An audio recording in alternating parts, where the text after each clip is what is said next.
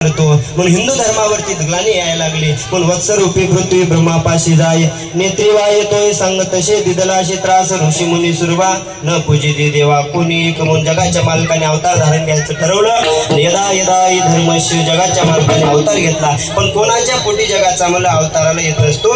एखादी संघ जन्माला येण्यासाठी, एखादा वीर जन्माला येण्यासाठी, एखादा शुद्ध अंतकरणाचा नेता जन्माला येण्यासाठी त्यांच्या आईची खुश पवित्र लागते महाराज। कोणाच्या जन्माला येत नाही महाराज। ताई तुम्ही तुमच्या गर्भाशयावर योग्य संस्कार केले की तुमच्या पोटी वीर शूर जन्माला येतो। ताई तुम्हाला जन्म द्यायचं एखाद्या भगवान बाबा सारख्या संतांना जन्म द्या, वामन भाऊ सारख्या संताला जन्म द्या आणि जे कीर्तनाबद्दल श्रद्धा बाळगतात अशा वीराला शूराला जन्म द्या।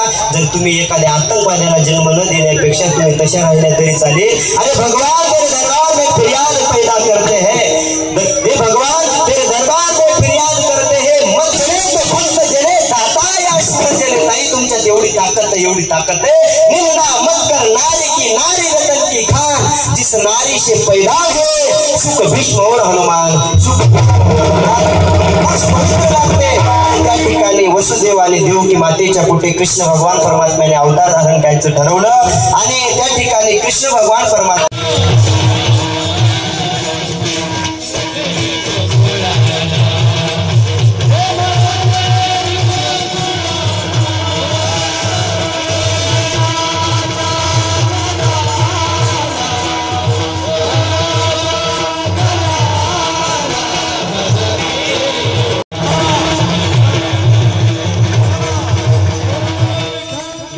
असल्यामुळे जगाचा मालक अवतार आला म्हणायला लागला। नंदाच्या घराला मजने गोकुळाला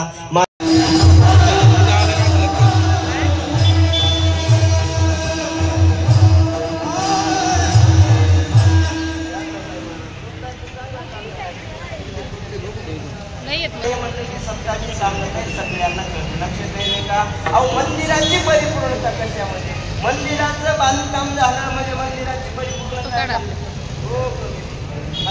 बोला। अहो मंदिराचं बांधकाम केले पायाला त्या ठिकाणी मंदिराची परिपूर्णता नाही।